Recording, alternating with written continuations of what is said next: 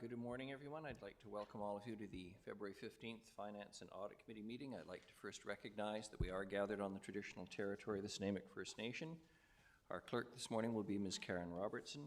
Today's Finance and Audit Committee meeting will be held in accordance with the Community Charter and Council Procedure Bylaw 2018, number 7272. Question period sign-up sheet is on the table by the double doors to my left for agenda items only. If during the meeting any member of the gallery has a question regarding an agenda item, please write down your name and the agenda item on the sheet. Members have been granted the authority to join meetings with electronically, and I see we have Councillor Armstrong, I believe, attending this morning electronically. I don't think anyone else is, no. And the first item on the agenda is the introduction of late items. Ms. Robertson, please. Thank you, Worship. Under agenda item 7D for the Neighbourhood Association grants, there's a recommendation to replace the recommendation before Council to add the additional applicant of Wellington Action Committee and adjust the grant funding total. And also for agenda item 7A, the Terminal Avenue Corridor Upgrades Phase 1, we're adding 2 delegations, Kevin Shaw and Jason Fleck. Thank you very much. Motion for adoption of the agenda is amended. Moved Councillor Thorpe, seconded Councillor Perino. All those in favour? Any opposed? None. Motion carries. Motion for adoption of the minutes is circulated. Moved Councillor Eastmere, seconded Councillor Hemmons. All those in favour? Any opposed? None. Motion carries. We have no presentations this morning. We have no delegations.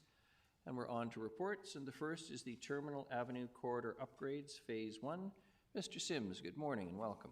Morning, Your Worship. Morning, Council. A pleasure to be here. Thank you for having us. Before you today is a report on Terminal Avenue Corridor upgrades, seeking the committee's approval to increase the budget for this project. Originally, it was a 2022 project, carried forward to 2023, partly because of some staffing challenges at the Ministry of Transportation. The other recommended option here is, recommendation is to enter into a cost-sharing agreement with the Ministry. I'll talk about that in a second. So really, Terminal Avenue is building off the work of Terminal Nickel Reimagined, which was completed in 2016. The timing is really driven by the need for upgrading underground infrastructure, notably water main and storm. So we're getting to the point where those utilities are degrading that we need to upgrade. And of course, taking the opportunity to implement some of the work that was done by the community with Terminal Nickel Reimagined. So essentially, we're improving the pedestrian feel of the street, trying to create more of an urban street as opposed to a highway commercial. It'll actually create some pedestrian throughways for the crossings, those great throated intersections at the mall and at Gordon Street.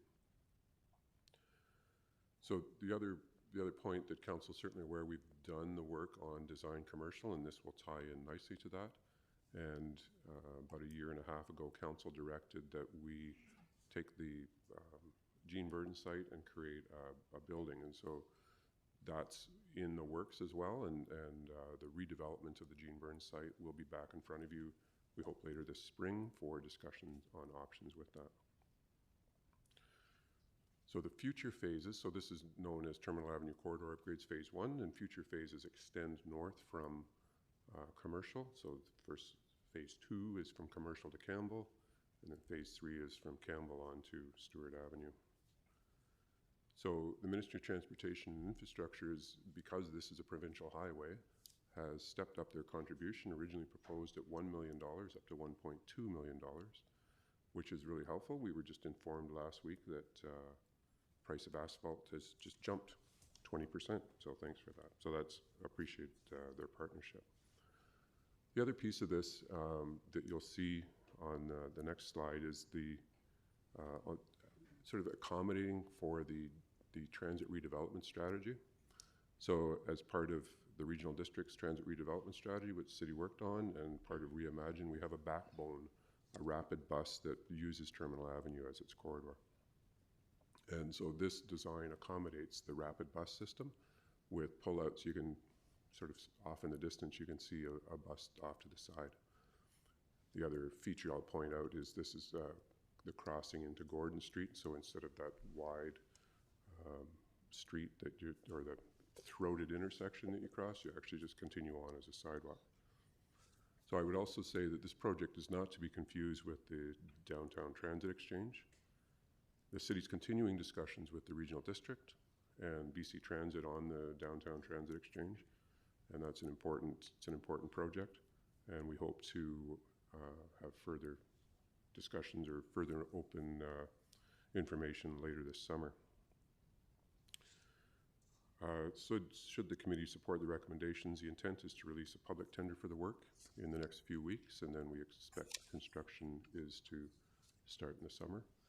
And I should note as well, we're taking this opportunity to incorporate some refurbishment to the parks, the two parks that are within this zone, the Italian Fountain and Pioneer Park, and I think we have some slides that show that. I'll ask Mr. Harding to give you a background. Thank you. Thank you, Mr. Sims. Your Worship, just the two parks, again, we're wanting to be able to take advantage of the overall project. As you notice, Mr. Sims is showing a number of improvements to the roadways with plantings. This gives an opportunity to upgrade both of these parks. So both are very old. There's one technical glitch. The Italian Fountain was actually for the BC Centennial of 1958, not the Canadian Centennial. So it goes quite a long ways back as a focal point for the community. So the parks have been closed, as everyone knows, for the last couple of years. We're hoping to open them earlier, trying to tie it into the construction of this project. Again, we'll show both slides at the next slide too. Both are entranceways into the community, but also utilized by the public for walking through and enjoying. So the intention of the improvements is, again, to make it look appealing and attractive, but also accessible to all the time. Thank you very much, Mr. Harding. Not seeing any questions at this stage. We do have two delegations. Mr. Shaw? Oh. It's okay. Sorry, pardon me, Councillor Perino. Sorry, Your Worship. One sec. I just wanted to ask a question about the median in the center. Sorry, that's just the median in the center. So it's not just that is meant to be part of this, right? Because that's right down the highway. I'm sorry, Worship, I missed the first part of it. I know, yeah, that's just the noise. The median in the center, that is part of is that correct? That's correct. As was mentioned, it was hopefully mirror, and some of the plantings and the types of trees and such will mirror all the other roadworks improvements along with increased plantings within the roadways also. Which, okay. Yeah. Thank you. And Councillor Manley, please.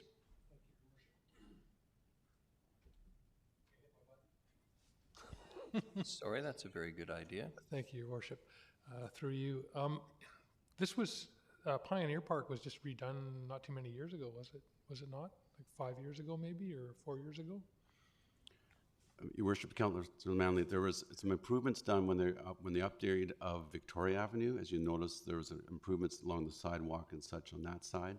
The main part of the park hadn't really been updated for many years, so it was a lot of the older vegetation, the older types of walkways and such within that section. So this provides a chance to update all that other area. But you're absolutely right. The other side was able to add a nice walkway along the Victoria Road side. Okay. And I guess part of the reason for some of this landscaping is to not have it become a tent zone or have people standing in the middle of the median panhandling. Is that the objective? I think one of the main objectives here is that it is a major roadway, and it's always been one of those issues with people,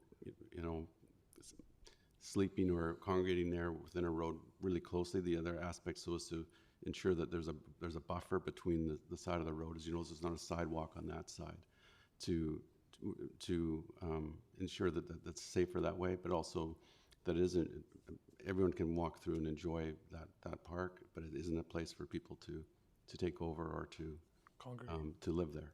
Okay, thank you. Thank you very much, Councillor Armstrong, and then Councillor Thorpe. Thank you. Yeah, my question's relating to budget. Can you tell me how much will remain in both Asset Management Reserve Fund and the General Asset Management Reserve if this is approved? Ms. Mercer.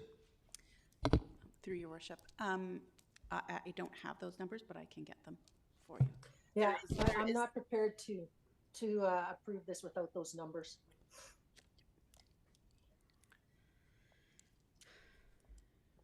Perhaps we'll go to Councillor Thorpe and then come back for an answer, Ms. Mercer. Thank you. Councillor Thorpe. Thank you. Thank you, Your Worship. Through you, if I may, to Mr. Harding or Mr. Sims. First of all, building on Councillor Manley's question of a minute ago, the sites that we're talking about are both currently fenced off, which is not especially attractive, and it'd be nice to have them opened up for public enjoyment. But on the other hand, we don't want to encourage loitering there or camping there, at least in my opinion. And considering that the Salvation Army Food Distribution Center has now moved up onto Old Victoria Road, in fact closer to these locations, or one of them at least, I would like assurance that this, if we proceed with this, it isn't going to, in fact, encourage a return to a possible loitering area. I guess that would depend on the plantings that are done there and how it's arranged, but could you just comment again on that for me, please? Your Worship, Councillor Thorpe, so our goal is to, again, make sure it's open to everybody, and everyone's allowed and encouraged to be in all of our parks, but they also need to be there in appropriate ways and appropriate times. And so the goal with the plantings and the design is to encourage that it's usable throughout the day for everyone, but not to be a place to erupt structures or to live there. And so that's the goal with the plantings and the design. It'll also be, the design can only go so far. It'll also have to be managed. So we'll have to manage those sites like we do other parks and open spaces. It'll still need to be managed for appropriate uses. But we hope the designs that we have will encourage appropriate uses. Thank you. I'm sure that will be down to the environmental design, as you say. And I have another question, if I may, Your Worship, this time to Mr. Sims, I believe, through you, and that is, I couldn't really tell from the pictures or the report if there is any impact on traffic flow, traffic lanes, and movement of traffic through this area, Mr. Sims. Your Worship, I would say it's a good question, and we've worked closely with Ministry of Transportation, whose prime directive, I would say, is about traffic flow. So they're comfortable with this. We'll be able to continue traffic flow through the site. They would, definitely discourage anything such as raised intersections, raised crosswalks, and that sort of thing. So it still accommodates the needs of commercial and passenger vehicles without really much change. I will highlight that the change to the intersections with the Port Place Mall and Gordon Street are going to be considerably narrower, so that'll slow traffic as they go through. And so you can see, rather than that great wide throat that feels like a highway exit, we'll have more of a driveway feel, and this kind of gives that predominance to pedestrians through the intersection. And maybe anticipating a question, we've had quite a few discussions with Port Place Mall, and they're quite pleased with this approach. So is it fair to say there might be a narrowing of traffic lanes slightly, but not a reduction in traffic lanes? Correct. That is correct, Your Worship. So the narrowing is slight, still within Ministry of Transportation specifications, and around the corner, which, as you know, is a fairly sharp corner, they've widened just to accommodate for commercial vehicles. Thank you very much. Councillor Eastmere. Thank you. Through you, I noticed we have a member of the audience who seems to have a question. Are we taking questions for question period today? And if so, is the sheet over there? Okay. So if you do have a question about a presentation, there is a sign-up sheet. My question has to do with these little low fences that we see and the sort of bit of grass at the end of Pioneer Park there. I'm just wondering what the idea is with those really low fences that really, to me, look like a trip hazard. Is that grassy area meant to be like a rain capture kind of thing, or why wouldn't that whole area be paved for ease of movement? Mr. Elliott, who's on the detailed side of the designs, you may be able to answer that question more. Mr. Elliott, please. Good morning. Through your worship to Councillor Eastmere, the rails are there to stop people from pulling carts or generally just to avoid gathering in those areas. We didn't change the grass in that area right beside Pioneer Park, only because we had only done it 2 years ago and didn't feel that it necessitated a change at this time. If that's something that's desirable, it certainly can be completed. And are those little low fences, do they have a lighted element to them? They do not have electricity to them. No. Okay, thank you. Thank you. Councillor Hemmons. Thank you, Your Worship. Through you to staff, this project is replacing a water main and a storm sewer. We had a big break on Bowen Road. Is it reasonable to assume that we want to stay ahead of these? Like when we think about, I'm thinking this project is attached to replacements and upgrades that are needed. Is that accurate? And pushing those out creates risk. Your Worship, that's entirely accurate. If we have a huge backlog of pipes that are aging on us, and the more we keep ahead of it, as Councillor Hemmons referenced, the better we are, the less risk we have of other breaks. And I would note that in this case, we do not have the same size or the significance of the main on Bowen Road. That was just maybe a spectacular example of a failure, but yeah, that's... Spectacular failure. Wonderful turn of phrase. Is it also true we have an advantage in this particular area because it is ministry roadway, and so the fact that they are increasing their budget for us indicates that they are a ready partner for these upgrades that are necessary? Your Worship, they've been really working closely with us on this, and I would say in normal situations, they would say, well, you've destroyed the road, we want you to fix it. We were able to negotiate with them this contribution, which has been obviously greatly appreciated. It really will help finish off the project and allows city investment elsewhere, of course. Thank you, Mr. Sims. Ms. Mercer, do we have an answer for Councillor Armstrong before we go to our next question? Yes, I do. So the balance at December 31st, 2022 for the General Asset Management Reserve was around $17 million. And the Water Asset Management Reserve Fund was $10.3 million. So Ms. Fulla has been consulted on this, and there is adequate funds that haven't been already applied to another project. Thank you, Ms. Mercer. Appreciate that. Any further questions, Councillor Armstrong? Oh, I do. No. Yeah. Going back to what Councillor Eastmer had said about those pegs, is there going to be at least reflective stuff so people don't trip over those at nighttime, so our liability risk is mitigated? They're intended to be a stainless steel, so they're bright. So the existing ambient lighting it'll be visible at night. And then my last question is, with the narrowing of the roads, have we talked to the emergency services, and I'm talking about ambulance, police, and fire about that? Because I know there was a lot of concerns that still remain around the narrowing up at Metro. So has that been discussed with them so that they can find alternate routes if required?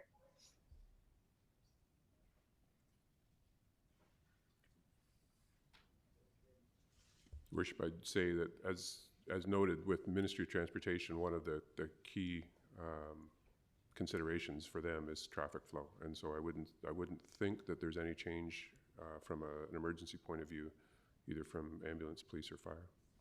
Well, I think the concern remains there's no place for them to get around with that boulevard down the center. That's just my only concern, but no problem. Thank you. All right, are we done with questions? I can ask Mr. Shaw to come up. Mr. Elliott, thank you. Mr. Shaw, first delegation, you know the drill, 5 minutes. I'll let you know at 4 minutes. Introduce yourself, please, and welcome. Good morning, Kevin Shaw, 50 Victoria Crescent. Mr. Sims noted this is not to be confused with the transit exchange, but obviously the pictures in the staff report, and at the bottom of the first page, 48, it does say that this is in conjunction with the redevelopment of the Burns property and future development of the transit exchange on Terminal Avenue. So we all want to reinvigorate the downtown, but the transit exchange portion, located in the 500 block of Terminal Avenue, is not the way to do it. I know many of you believe it's the spot, but it will unfortunately bring with it more social disorder, no matter what the studies say. Studies which are done to steer a certain opinion in a certain way. Yes, I live there. Yes, my family bought a piece of property there 76 years ago and built a restaurant. That only means I live downtown, I love downtown, especially the South Downtown. Why I formed the Victoria Crescent Association was to fight for it, putting on street fairs and events, as most of you know. This morning, you're looking at a staff ask whether to approve another $1.4 million for Phase 1 of the terminal upgrade, which the report says will lead to the transit exchange. If you don't, the report unfortunately states the whole entire Terminal Avenue project will, quote, not be able to proceed, and it will need to be canceled. Ouch, ouch, really points you in one direction. Make me feel a lot of pressure. But why can't there be an amended motion, whereas you just fix up the parks?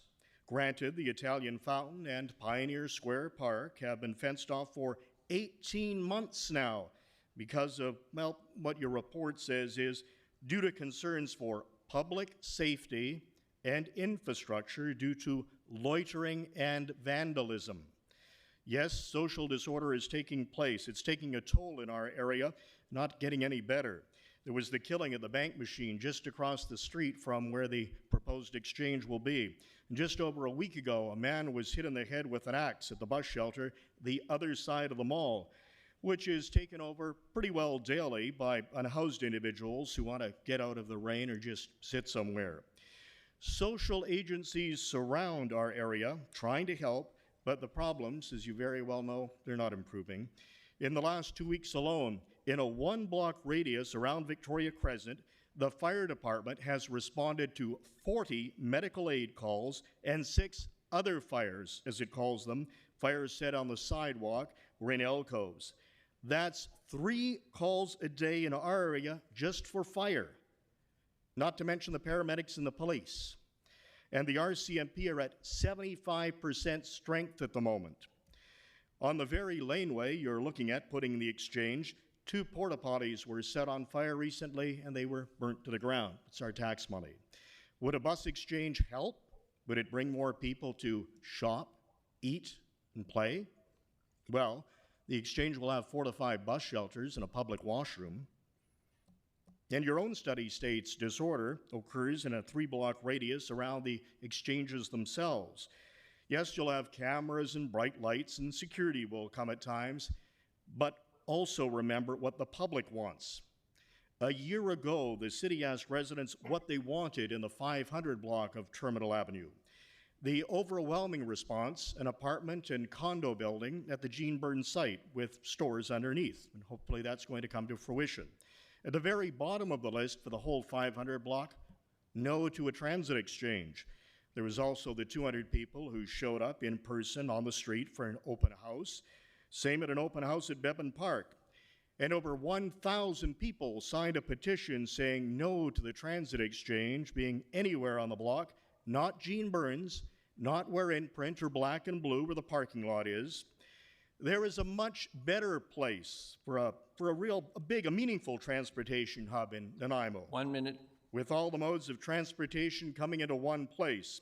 10 years ago, the city, you guys bought 26 acres of land just over there, the South Downtown waterfront. 3 acres was put aside for a transportation center with transit buses, island buses, the fast ferry, seaplanes. There's also the cruise dock over there in Helijet, and the rail lines and right-of-ways are there for what may be an LRT system down the way. Smart-minded people and loads of public input. Even the acting chief of the Nanaimo First Nations has told me they're not against a transportation center over there. They just want to be consulted with the city. So there you have it, a motion now before you, which I and many of us believe should be amended. Focus on upgrades to terminal, because I know we all want that provincial money, but amendment to the focuses that focuses solely on the park upgrades. Thank you all so very, very much. Thank you. Absolutely perfect timing, Mr. Shaw. I had a minute. Bang on the 5 minutes. Didn't I have a second left, I should say? I practice, as you know. Any questions for the delegation? Seeing none, thank you very much. Thank you all very much, councillors, mayor, and the new councillors. Thank you so much. Thank you. The next delegation is Jason Flett. Mr. Flett, good morning. Introduce yourself for the record, please. Good morning. And you know the drill. My name is Jason Flett. I am the manager, with my wife and I manage the terminal bar and building at 63 Victoria Crescent. Mr. Krog and I know each other a little bit. I had you on my radio show at CHLY both pre and post election. My history is I worked as a case manager for the Nanaimo Region John Howard Society in housing for about 4 years. Prior to that, I worked 5 years in the downtown east side in several different SRO buildings. I was night shift coordinator at Insight, the safe injection site on Hastings. So it's safe to say I'm a bit of an expert in homelessness and addiction. I'm also a qualified interventionist and sober coach, so I work with people in our community, families of people struggling with addiction. So the reason I came today is sort of to echo Mr. Shaw's sentiment a little bit. I don't have as many facts or statistics or history of Nanaimo, and I'm not as prepared as Mr. Shaw. But what I do have is a sentiment from business owners and residents of Victoria Crescent and in and around the neighborhood, because one of the things my wife and I have worked really diligently to do is to sort of change the face of the terminal bar and the kind of people that come into our bar and the kind of vibe that we have there, so people feel safe coming into our bar and being around that neighborhood. As many of you know better than anybody, the problems we face around that neighborhood and the ongoing homelessness issue we have. One of the things that the business owners echo in that area is having a bus link there will create less parking. A lot of our staff already struggle with parking. They have to park up near Luna, the old Firehouse Grill site. One of our bartenders, she's a young woman, 21 years old, had her vehicle broken into several times, including the other night. She had to leave her vehicle and abandon it, go back to the bar, call police. Police sometimes take a little while because they're very busy, inundated with their calls. Came and answered her call and then escorted to her vehicle. Her vehicle's incurred damage. She's a minimum wage bartender. She relies on tips, you know. Lots of the businesses that have popped up, the Vault Skateboards, Primary Skateboards, there's a new clothing store, there's 2 new tattoo shops. A lot of those people had dreams before COVID came, and COVID put those on hold. Now they've finally been able to have those dreams come to fruition, and what they want to do is rebuild that corridor and make it a place that is family friendly and that people feel safe going to. Because the truth is, as you all know, we have to coexist with our homeless population right now and people entrenched in mental health and addiction struggles. And that's the reality of it until, as Mr. Krog has so beautifully articulated so many times, it takes federal dollars to create these support networks and resources. Nanaimo doesn't have a bunch of money just to build buildings and solve the problem overnight. And a lot of the voters don't really understand that from a bottom level up. They don't understand that you just can't make things happen and snap your fingers.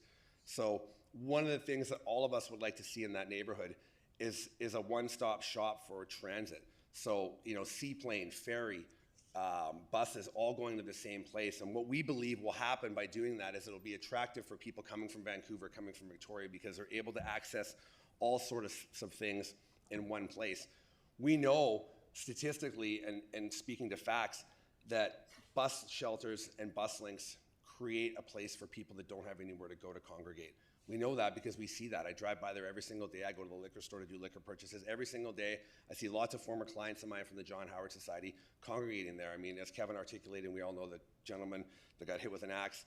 It's a hub for crime, and having the New Hope Center right there, they don't allow their residents to stay all day. They get released for the day, and where do they go? They're gonna go to that place right there. So one of the things that we're asking council to consider is that we're not anti-anything, we're pro-solution. And if we all believe, the residents down there and the business owners, that a better solution would be to have a transportation hub as opposed to scattering it and having it go there. I think that people aren't going to feel safe getting off the bus there. They're already not feeling safe going to the current one. They're going to other bus stops, they're going to other places in the city to catch buses, or they're getting rides from people because they don't feel safe catching public transit. So while I know council is doing its best to find solutions that work and to try to revitalize that area. 1 minute. The general consensus is that that's not going to work, and it's going to really put a damper on things, take away parking and take away more opportunities for people to drive their vehicles and feel safe having an exit strategy as opposed to being trapped by a bus, waiting at that bus shelter and having all of those things. I mean, if you look up Victoria Crescent, all the boulders that were put along the parking lot there by Luna to sort of curb people from hanging out, well, what do homeless people do? They just sit in the boulders, now they have a seat.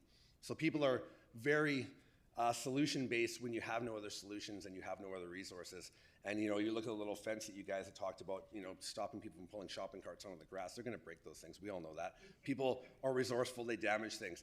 The solution is to put up fences, and that's what we've done for a lot of the parks here, but it's not a long-term solution. So what we're looking for is a long-term solution that's going to work for our future, for our kids, and for the voters that voted all you guys in. So we hope you guys consider that when you're making your decisions. Thank you for your time. Thank you very much. Any questions for the delegation? Councillor Armstrong.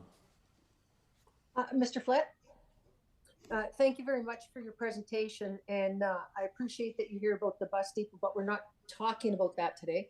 But I did want to ask you, based on your experiences in the downtown east side, do you feel that the new design where we've got the different types of shrubbery, et cetera, will be beneficial in stopping that loitering? That's a really difficult question, because while I sympathize with wanting to make Nanaimo look beautiful and attractive to visitors and the people that pay taxes and live here, we have a long-term problem with our homeless population that's not something that's going to be solved overnight. There are things in play, like the Prideaux site and different sites that have come up, but I mean, we did a point in time count 2 years in a row while I was with the John Howard Society, and it exponentially grew almost double every year. And those were people we were able to count. I mean, there was tons of people unseen homelessness that we know in different camps throughout the city. I mean, Dave LaBerge was really pivotal in the first year in helping us get to some of those camps and stuff, but I mean, it became increasingly dangerous for us to have boots on the ground and going into those camps. And a lot of our staff didn't really feel comfortable doing it, and some of the volunteers were like, there's absolutely no way.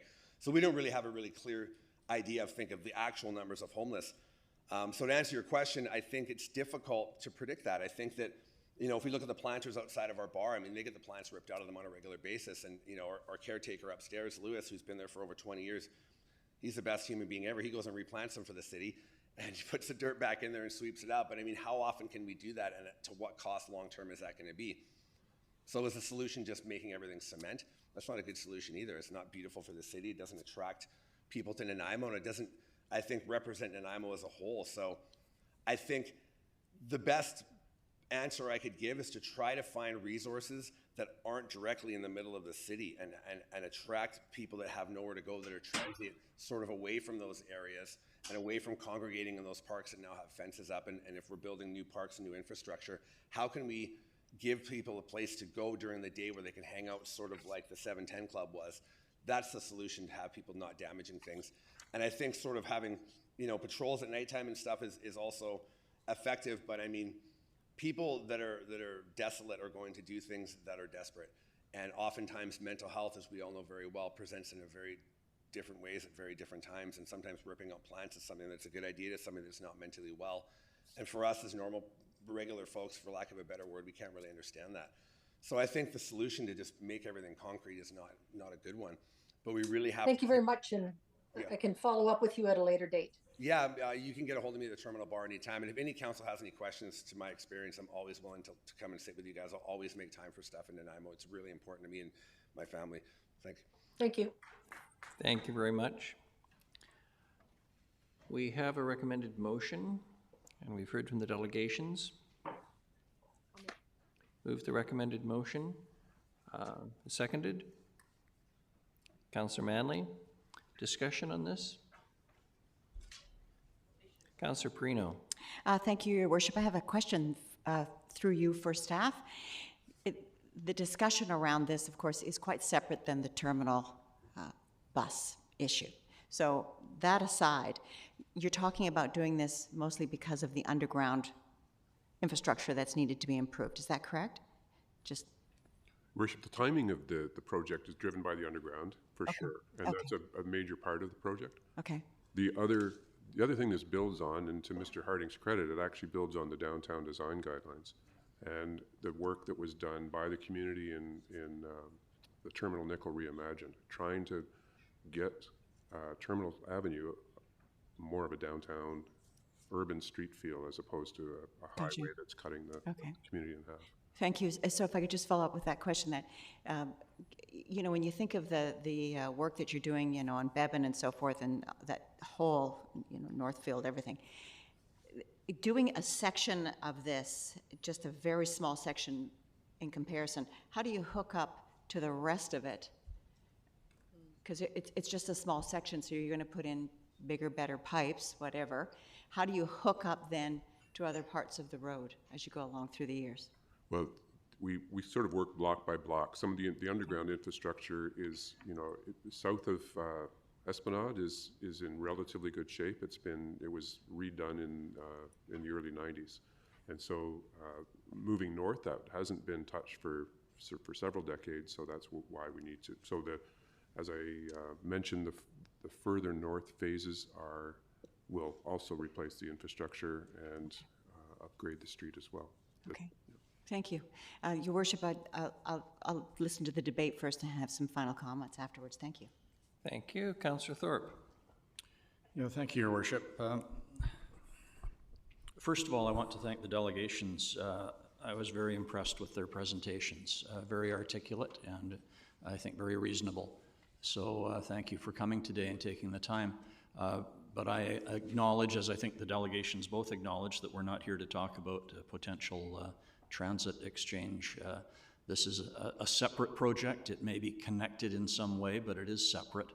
I do have a question to Mr. Sims through you, Your Worship, and it was brought up by Mr. Shaw in his presentation. It's something that did jump out at me, and that was the very end of your report, Mr. Shaw, where it said, if we don't approve this, the Terminal Park Avenue project will not be able to proceed without additional funding and will need to be canceled. That's a very strong statement, and I always appreciate staff's honesty and directness, but that one did take me a little bit aback. Could you just clarify on that?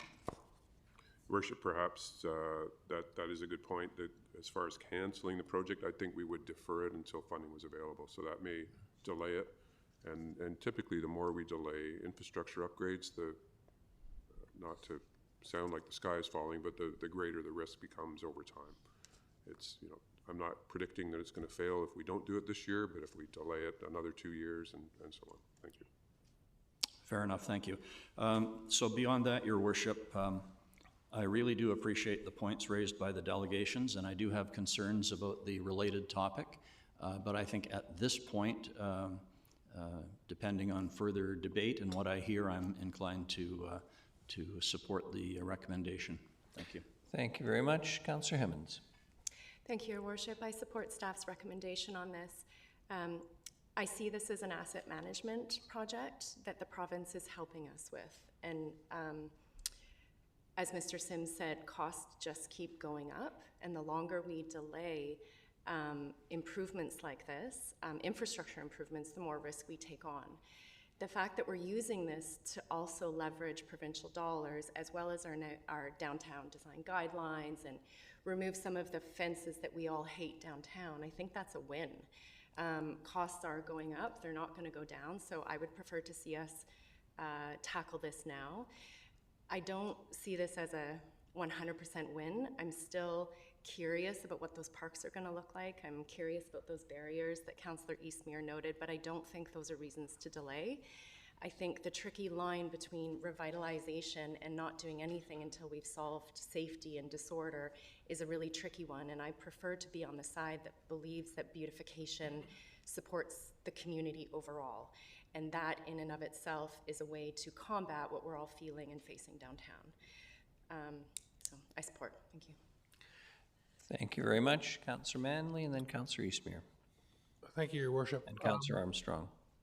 Yeah, I would concur with Councillor Hemmons and Councillor Thorpe. I think that delaying infrastructure upgrades like this, it's important for asset management that we take care of these things in a timely fashion before we end up with leaks and I can't remember the term, but catastrophic failures. I do appreciate the delegations and your concerns and your dedication to the downtown core. I've lived in the downtown area, close to walking distance from downtown for a long time, and I don't think anybody that lives in the area is happy to see what's happened. So there's lots of work to do, and lots of work to do with senior levels of government to try to mitigate what's happening. And I'm not never been happy with fencing off these areas. I'm concerned about the barrier at the intersections. I think that that's going to be a liability issue, and would caution against that kind of design.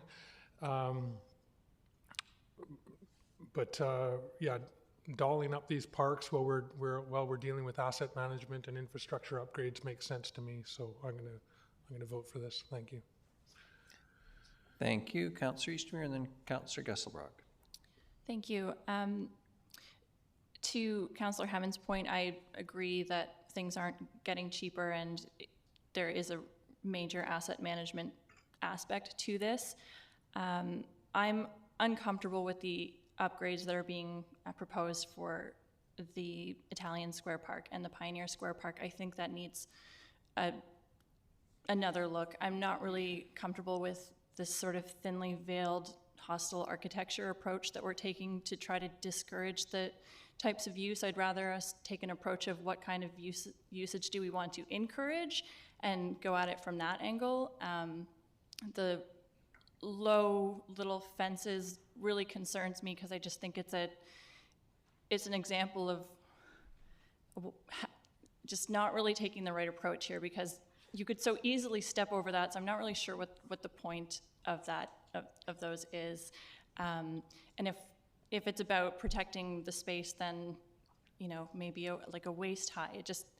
I think it needs more work. And I'm wondering, can this water main project go ahead without those park improvements at this time? Is that an option to staff? Your Worship, Councillor Eastermere, absolutely. We wouldn't recommend that. I think we've been saying we need to proceed with reopening those parks sooner than later. I wouldn't focus extremely on the little fences. Those are concepts of which we're moving forward on. As we get into detailed designs and work with the architects and such, things like that, operational crews will look at them and see, what is really functioning or not. As we get in, that's my experience, many years of doing park projects, is once we get into those details, we'll see things. I think the concept is, that Mr. Elliott was showing, is how do you protect some of these areas. It may be those, it may be something else. We may need to go and actually say, okay, we're not going to do the fences, we'll have to plant it out. So those kind of details will happen. I think the potential use of those parks has been well addressed, and that is we want them to be pedestrian-friendly walk-through parks. They've never been particularly designed to be parks that people have picnics in or anything like that. So they are small parkettes, really, green spaces. They're not major areas. If that helps, you can stop, but we're not sure we'll need to do it at some point in time. So. Yeah, and I appreciate that a lot of staff time has gone into it, and I think just from a public perspective, when you look at those spaces, like calling them a park is a bit of a stretch, and it's hard to imagine ever really being able to use those spaces in a park sense. So yeah, I appreciate hearing that we could still adapt those designs, like just because this is the preliminary thing that we're seeing. I just wonder like how much input and time would we actually have to tweak those designs if we want to get the construction happening in the summer. Your Worship, as we needed the funding and solution from Council. Once we have that, we would proceed with more of those detailed designs. Again, I think conceptually the designs are good in the sense of what we want to try to achieve in those, which are a lot of it's drive-by, but it's also really to make them pedestrian-friendly as walk-through sites, even more so than they have been in the past. And so those kind of details will go along as the construction for both projects, or all three projects, proceed. Those kind of details would happen throughout this spring until they become tendered. So I guess my final question would be, can we proceed without these upgrades that have been added at this point? Is that possible? You want to amend the motion? Yeah. Your Worship, what you're saying is take that out of the scope of, that would be an amendment to the entire project, to take that out of scope. of the project, we'd have to go back and redo that. So, I mean, there's a lot of variables attached to this project in terms of timing and getting the ministry's support to invest in a way that urbanizes this road as opposed to makes it a highway. It's really important. And I go back to sitting in and visiting sessions with the economic development strategy where so many participants were saying, when are you going to upgrade Terminal Avenue in that corridor? It's been on the books for years, and it's our gateway to the city. And this is just simply phase one of that vision that's been on the books for a number of years. Now we're into design details. We're only dealing with the road component. There is a right-of-way attached, which is the Italian fountain, I think, sits in the right-of-way. There's a historic component to that which we're trying to preserve and make it attractive for everybody, but not a congregation spot. I think the intent of the Pioneer Park is to, well, there's a safety concern because it's adjacent to the highway and it's a narrow strip of grass. So anything that could do to would make it beautify the site, but not attract people that are lingering is ultimately the goal. So we can, you know, that's one of the visions here. So there's an opportunity to take the fences down and return it to park nature. So if I'm not sure what avenue, I think what your question is, how can we get involved, or what's the process to get involved to tweak the designs for those parks, I guess is what you're saying.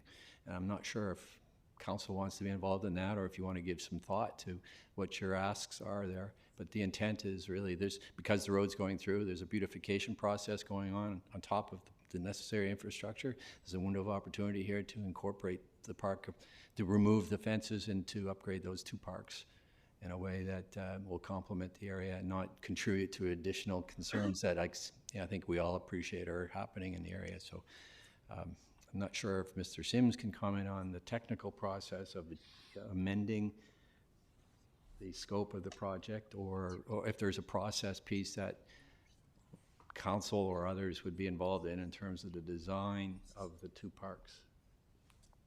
Your Worship, I think we can say, as Mr. Harding said, that this is really about trying to create space that's friendly for pedestrians. It's not, as you noted, Councillor Eastmuir, for setting up and having a picnic.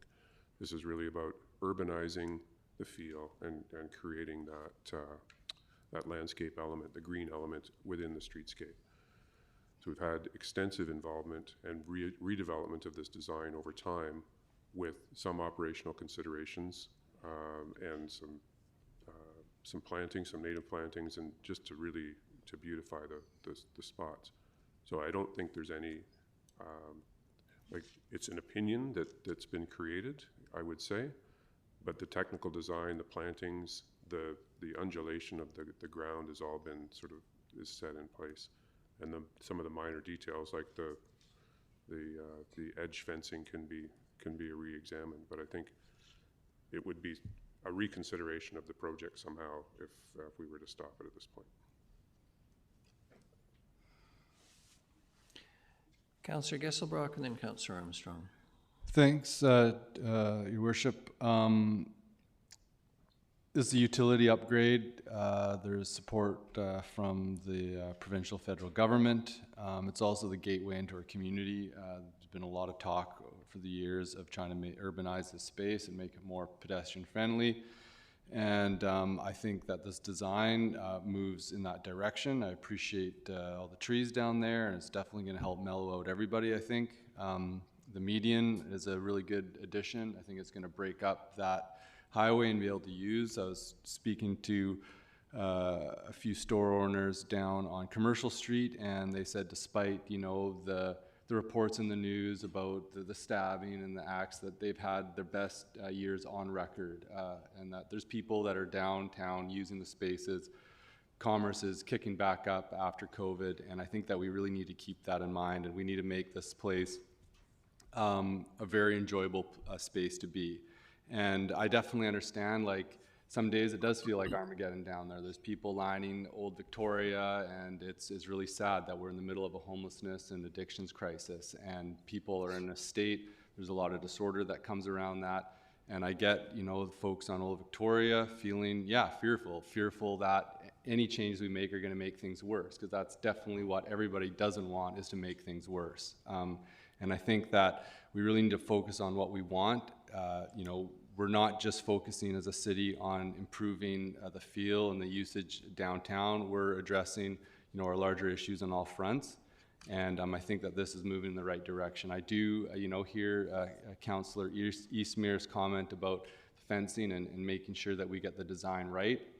No matter what we do while we're in the middle of this crisis, there are going to be issues because folks aren't going to be able to utilize the space in the way that it's intended, and are going to need to adjust. So I think that, you know, as we go through, let's be mindful of it, and until this larger issue of homelessness and addiction crisis is dealt with, we're going to always be dealing with this until that's resolved. And I think that on the other fronts that we're addressing, I think we can, you know, make some decisions this next 4 years on how to, you know, continually ease the impact on the downtown core. So I'm supportive of this project. I appreciate the work that's done in. I like the look, you know, that's there, and I hope that we can actualize that and further refine it to deal with our current, you know, acute problems, but at the same time keeping, you know, focus on the larger vision of making the downtown great and improving the gateway into our city. Thank you.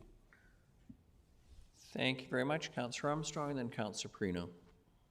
Thank you. I'll be supporting of this. This to me is, as stated by Councillor Hammonds, this is an asset management program. We need to get ahead of this. We don't want another Bowen Road. The beautification to me is secondary, but it is important because now's the time to do it, not 2 or 3 years later when we don't have the money or it's going to cost triple. I do share Councillor Eastmer's concerns about those little bollards, but I've heard that that will be looked at and can be re-examined. I also have faith in our horticulturists and everybody else employed by the city that the trees and stuff they're putting into those areas will be drought resistant, etc. So I'm not too concerned about that. And I do think we should quit referring to them as parks and just call them green spaces, which I think would be more accurate. Thank you. Thank you very much. Councillor Perino. Thank you, Your Worship. And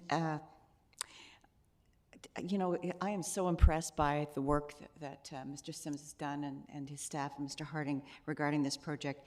And it's true, you have to take care of the underground work or it goes. We've certainly seen that. And the problem that I have is that it's already over budget and we haven't even started yet. And that's my big issue is if it's already over budget now, it's going to be over budget on a few occasions, certainly in the future.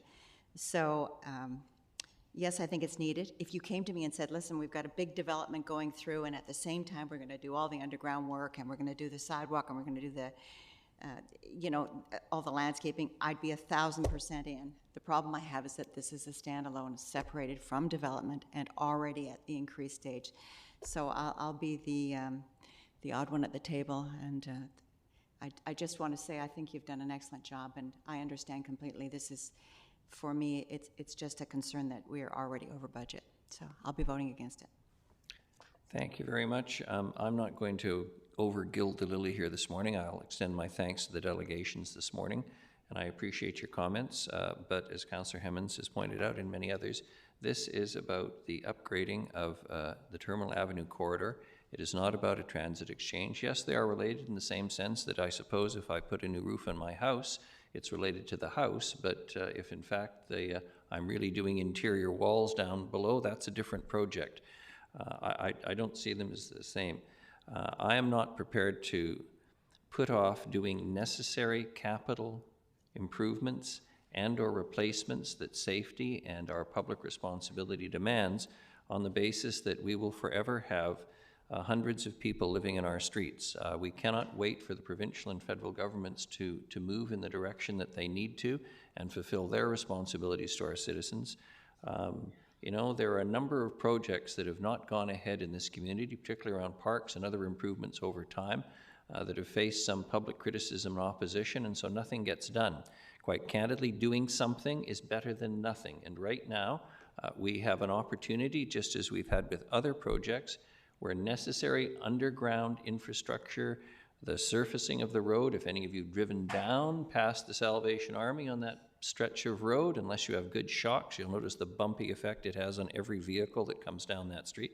These are all necessary things, and it may not be exciting, but in this case, It's not only necessary, it's exciting to me, frankly, to see the proposed improvements. This is the main street through our city, and as Mr. Sims has pointed out and others, as long as it continues to look like a highway and we treat it like a highway, we simply bisect our lovely downtown. If we start to treat this like what it is, which is the main road in town, and upgrade it and improve it, it will do us all good, whether you are unhoused or housed. So I'm going to support it. All those in favor of the motion? Any opposed? Councillor Perino, thank you very much. Motion carries. Appreciate the discussion on this morning. The next is 7B, which is the consideration of new permissive tax exemptions. Ms. Mercer, welcome and thank you. Thank you, Your Worship. So we have one organization requesting to be put on the permissive tax exemption bylaw for the 2024 tax year. The applicant, which is the Boys and Girls Club of Central Vancouver Island, has met the criteria outlined in the grant policy and the guidelines, and they're applying for their property they occupy at 1985 Boxwood Road. So in addition to the permissive tax exemption application, the organization has applied for a PTE cash grant for their 2023 property taxes at this address. So they missed the deadline for the October 31st, 2022 for the 2023 bylaw, and they will owe approximately $11,100 on their property in 2023, and they're looking for some tax relief. So we have $5,000 allocated annually for PTE cash grants, and nothing has been spent to date for 2023. So staff are recommending that the $5,000 be granted as a PTE cash grant, as that is the maximum amount in the budget. And so we're seeking council's or the committee's recommendations on how to proceed. I was going to say, Councillor Hemmons looks like she wants to move the motion. Councillor Manley wants to second it, but I'm going to let Councillor Eastmer ask a question at least first. Thank you. I'd like to move the motion. Well, I can see after the last hour spent in the trench, we obviously want to get moving this morning. I'm going to go with Councillor Hemmons, though, in fairness. She had her hand up first. Councillor Manley seconded the motion. Discussion? All those in favor? Any opposed? None. Motion carries. The next is the consideration of other grant application, Fairway Gorge Paddling Club. Again, Ms. Mercer, please. Thank you, Your Worship. So the Fairway Gorge Paddling Club is looking for $12,500 in emergency funding under the other grant stream to help fund the annual Nanaimo Dragon Boat Festival that they now organize. So there is an annual budget of $7,000 for other grants, and approximately $1,500 has been spent or committed to date. So this leaves approximately $5,500 in funding left in the budget for 2023, and that's what staff is recommending that the grant allocation be. However, if the committee is wishing to grant them the full amount, a combination of the sport tourism grant and council's SIR could be used to fund the remaining balance. So we're happy to answer any questions you may have regarding this. Thank you very much. Councillor Perino? Your Worship, I'll move the motion for the 5,000 recommendation motion. And we have a seconder with Councillor Hemmons. May I speak to it? Please. This is such an important organization. They took over from the Nanaimo Dragon Boat, and so it's really important. However, I think I'm definitely glad that staff recommendation was for the 5,000 and not for the 12,000, because I think there are other avenues of funding that they can go for. But we'll certainly show our support by putting in the 5,000, so I'll be voting in favor. Thank you. Very good. Councillor Thorpe. Thank you, Your Worship. I did want to speak to this, and I'm going to ask Councillor Perino possibly to fill me in with more background. But as I think we all know, the Dragon Boat Festival used to be organized by the Nanaimo Society, which was forced to fold and distributed the money that it raised. And when it ran the event up until last year, it donated substantial funds to the Nanaimo Hospice and the Hospital Foundation, which was great. Last year, this group came forward and offered to run the event. And I remember asking at the time, will money be returned to our community or community organizations? And I was given sort of a quasi-assurance that, yes, there might be an opportunity for that. But I was very curious to see a follow-up, and I'll come to Councillor Perino in a second. But I do note that this organization describes itself as a community and recreational organization. It operates out of the Gorge in Victoria. It owns a fitness center in Victoria. It employs over 70 staff, I understand. I'm not sure that it considers itself a nonprofit. I don't think it's a nonprofit society. I guess what I'm pointing out is I'm struggling to justify giving a grant of city money to basically a business to sponsor our event here in town if our community is not going to receive some financial comeback from that.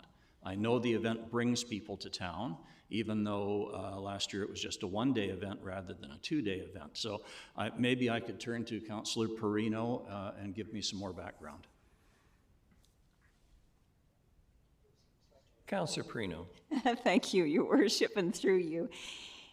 So a little bit about the background. The actual, now I'm hoping I'm going to get this correct, but the actual race with the boats in the water was actually done by this group.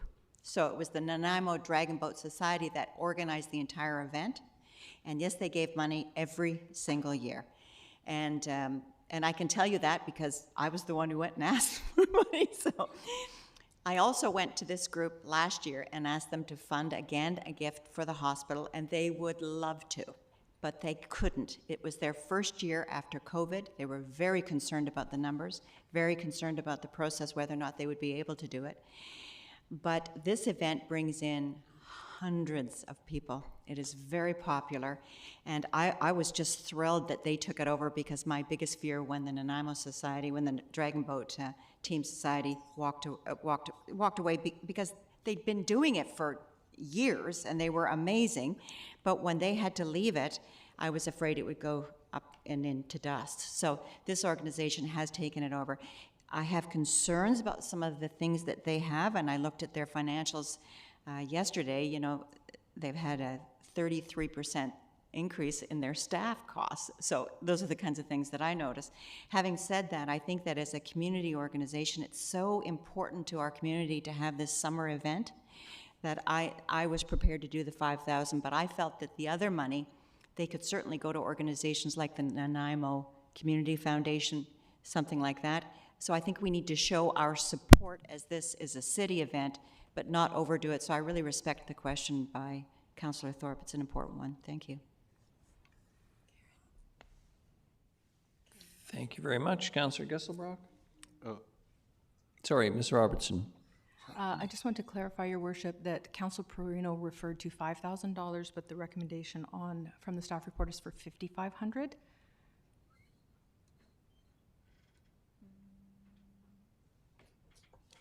So just to clarify.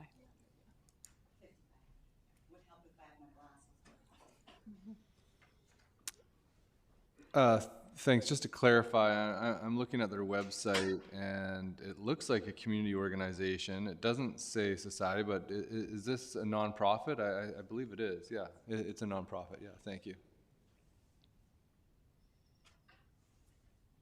Yes, it is, and that's one of the criteria for the other grant is having society status, and they do.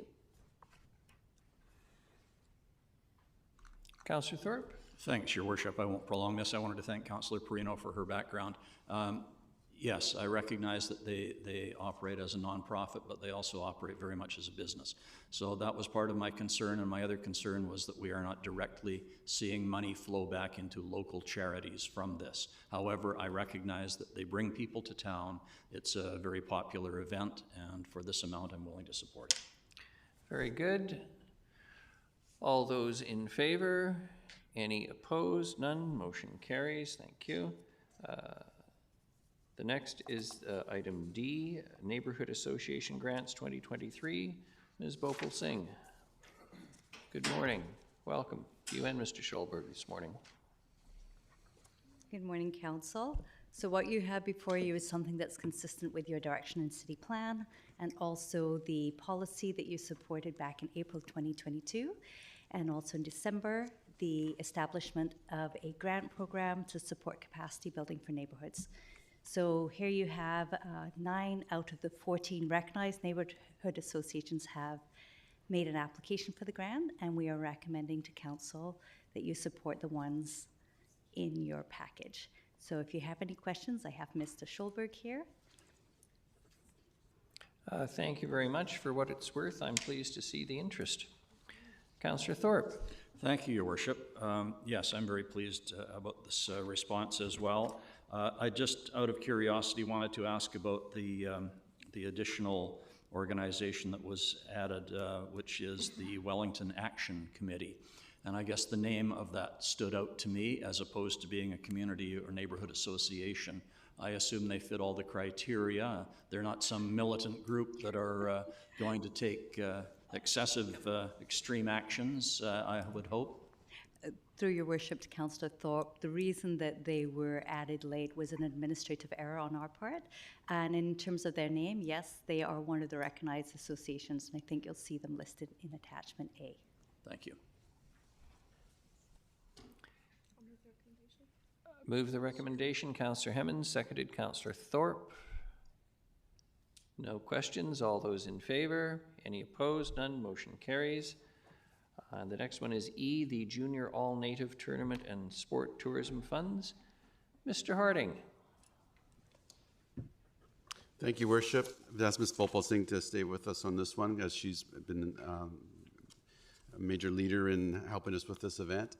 I think it was a little over a year ago, or maybe just under a year ago, that Council provided Chief Wise with a letter of support for him to take to, I think it was in Kelowna last year, to make a bid for hosting these games, and Nanaimo was successful, and really successful, as they're gonna, right now it looks like 94 teams we're gonna attend in March, and so we're looking to support the tournament through our sports tourism funding, which we have $20,000 in the budget. This is a major event, fits all the criteria for what we're trying to achieve. Majority of this funding will go to help us support the opening ceremonies, which will be at Frank Crane Arena. It'll be the first time we'll bring in a dry floor while ice is in for a number of years, so we'll be trying that out, but it looks like it'll be a well-attended event as an opening ceremonies. And again, the event is very popular. So we're looking for $16,000 support for council from our 2023 sports tourism funds. Thank you very much, Mr. Harding. Not Councillor Eastmere, and then Councillor Perino. I'd like to move option 1. Seconded Councillor Perino. Do you wish to speak to it, Councillor Eastmere? I love under disadvantages. It says none. So all advantage. Let's do it. Councillor Perino. Thank you, Your Worship, and a question through you. So it's just my confusion. It's the $16,000 from the $20,000 sports tourism cost center. So I'm sorry, I just need a little more explanation on the like the 20,000, like 16,000 of the 20,000? That's correct. Okay. Yeah. So it doesn't put the fund down to 4,000? Goes down to 4,000, yes. No concerns? No concerns? We need to come back to council with an update on the sports tourism strategy, and particularly on the funding. But no concerns with this, and given the size of this type of tournament, this is a major sports tourism event, and it's also fits because it's a shoulder season also for the hoteliers. So it's not like this is August or July where we don't need to fill up the hotels, so this fits so many of the criteria. From sports tourism strategy. So we feel it's a good That answers the question for me, and I'll definitely be supporting. I think this is a great tournament. Thank you so much. Councillor Thorpe. Thank you, Your Worship. Yeah, I'll support it as well, but I appreciate Councillor Perino's question about using that large percentage of the sport tourism fund. Am I correct, through you, Your Worship, Mr. Harding or Ms. Bhopal Singh, in reading the report that Snuneymuxw First Nation has raised over $296,000 themselves toward this project? Through the chair to Councillor Thorpe, that's correct. Great, okay. Then I think we can certainly do our part. Thank you. Very good. Not seeing anyone else. All those in favor? Any opposed? None. Motion carries. Thank you very much. And on to 7F, the 2024-2027 project plan. Ms. Mercer, please. Your Worship, if I could introduce this. So there's a lot of material here, and it was not staff's intent to speak to every item in this package. So council has expressed desire through previous meetings, orientations, so on, to have more involvement at some point in time in the development of the capital plan. What we've put together for you today is a summary of what's in the capital plan pursuant at this time. You're going to have your own strategic planning or priority setting workshops in the coming weeks. So our hope was that this would give you a little bit of a refresher and grounding in terms of what's in right now. We would suggest that you probably should follow up with a more dedicated meeting or two on capital. We're talking maybe the need for a special meeting or two in March, just because staff need to get on with some of the replacement or renewal projects. So the idea was to give you sort of that refresher. Today, not asking for any direction or anything like that. You could ask questions, and then you'll do your strategic planning, and then when we get back into the capital planning process, that would be hopefully in March. Ms. Mercer can speak to that. We were talking yesterday about trying to schedule either this meeting or another special finance meeting to start talking about that process in those types of projects that you're interested in, because so much of it is driven by underground infrastructure renewal and replacement, and that presents an opportunity then to do surface improvements, and then there's all the recreation and other amenities. So my job here was, and I just wanted to remind us that we do have a second meeting today, and I thought that probably council would like to be out of here by noon. So we're going to try to manage this time, because you do have another meeting which has some really important topics, and we want to make, and we do have people here to speak, consultants and stuff on that. So we'd like to zip through this fairly quickly, give you that refresher, and then maybe have a little break and then transition into the other meeting. Thank you very much, Mr. Rudolph. Very timely. It's always good to have the hammer come from you, not from me. Ms. Mercer? Thank you. So as Mr. Rudolph said, we're here to present to the committee an overview of the projects that are in 2024 through 2027 of the adopted provisional financial plan. So the project information that you will see today is what staff will be building on for the upcoming 2024 to 2028 financial plan cycle that will be presented to the council in fall. So again, as Mr. Rudolph said, staff will be back in March to discuss what direction you would like to see or give and what specific types of projects you would like staff to focus on. So there'll be more opportunity for a conversation at that point. So there is approximately $235.5 million in projects over the next 4 years. And this chart breaks them down into the different types. Now, it is hard to read, but staff will be highlighting some of the projects that make up these categories later in the presentation.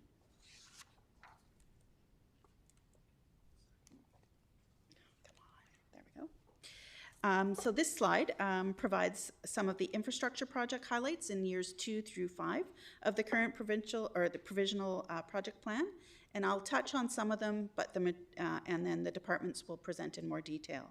So we have 17.1 million in new or upgrades of transportation infrastructure, and this includes the Midtown Gateway project, which is a major transformation project in the Northfield Bowen Road area.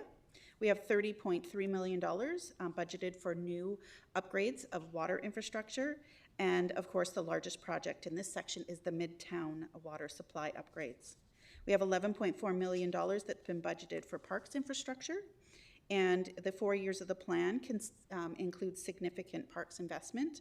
So for example, the stadium district, and some of the items that are included there are the bleachers at the Q Stadium, the artificial turf field at the Sir Roxman Stadium, media coaching booth, and a bullpen, to name a few, as well as the Westwood Lake Phase 2 improvements, which include an amenity building and beach improvements. Oops, sorry, my bad. $21.6 million is budgeted for equipment and vehicles and provides funding for a wide variety of items. And that includes preemptive devices, computer equipment, as well as fire department aerial units. And that includes a new fire engine for Station 2, as well as 2 Zamboni replacements. And lastly, we have 14.4 million budgeted for road rehab projects. And some of the 2 examples of those type of projects are the Bowen Road and the 3rd Street projects. So the $235.5 million in project costs are funded by these sources in this chart. So reserve fundings account for the largest percentage at approximately 80% of the total funding, or $187.7 million of the total $235.5 million over the next 4 years. We have $3.6 million in grants and private contributions. The only confirmed funding we have is $202,000 received from developer contributions for the construction of an outdoor learning center. We have some debt funding for internal borrowing for the Millstone Trunk Central DCC project. This graph outlines the funding by year from general taxation, and that's for both operating and capital projects. So our 20-year investment plan targets a $7 million per year general funding level to help close the funding gap that was identified in the last update. So going forward, the plan includes funding that exceeds that target in an effort to help close the funding gap identified in 2017. And due to the erratic inflation over the last year or so, years 24 through 27 of the plan have general revenue funding increasing by 5% per year to help keep pace with inflation. For 2023, the expected closing balance for reserves is $140.5 million. Well, that is a significant amount of money. The vast majority is accounted for in plans or by regulation. So, and these balances will be confirmed and updated once the 2022 financial statements are completed, but it'll slightly go up a little bit, but it's generally that amount. Staff look at long-term planning for project funding, and we use reserves to fund a 10-year plan, not just the 5-year plan that we present to you each year. So the farther out in the plan you go, the less accurate the cost estimates are. So we like to keep flexibility in the reserves to adjust for funding as cost changes or for any unexpected projects that come. So this chart, turn my mic off. This chart graphically illustrates the outstanding external balances of long-term debt over the next 20 years, and it doesn't include the big 4 projects that relate to the public the Nanaimo Operations Center, the Police Operations Building, the South End Community Center, and the Waterfront Walkway. And this slide shows the projected annual debt servicing costs for that debt over the next 20 years.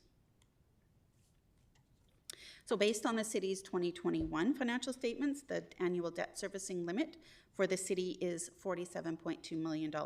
So this means that the city can have a maximum of $47.2 million in annual principal and interest payments. And in 2021, the city had $6.3 million in debt servicing costs, which equates to 13.4% of that total limit.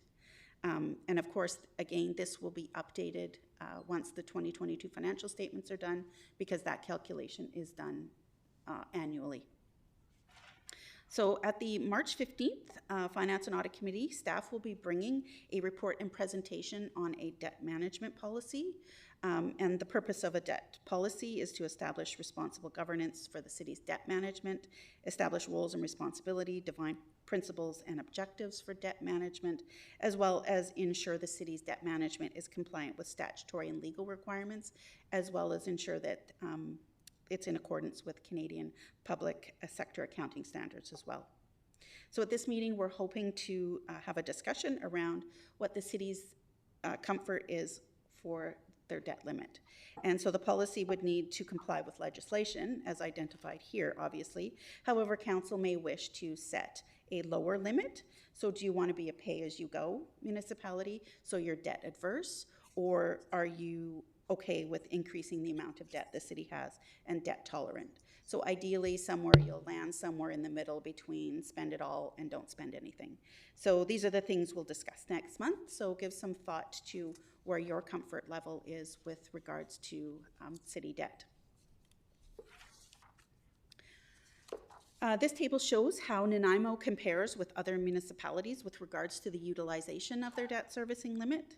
So as I mentioned in the previous slide, the city has approximately 6.3 million, or a utilization of 13.4%. So as you can see, other municipalities have made different choices around debt.